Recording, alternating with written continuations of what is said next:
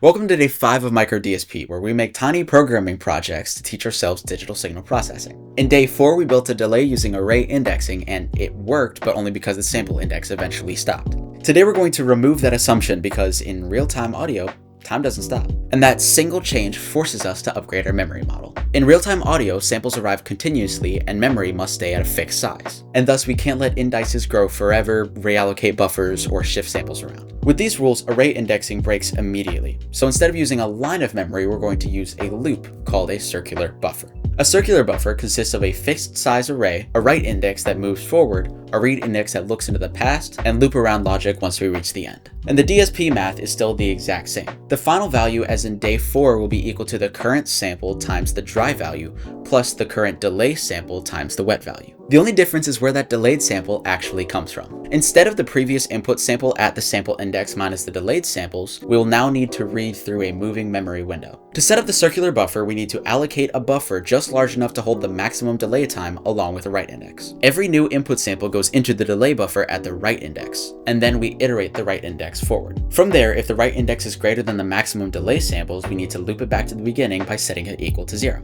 To actually get the delayed sound, we need to look behind the write position and set the read index equal to the write index minus D, with D representing the delayed samples. From here, if the read index is less than 0, we need to add the max delay samples. Because negative indices don't exist, but the audio does, it's just wrapped around to the other side of the buffer. This max delay is just the capacity of the circular buffer measured in samples. And that's how you make a delay.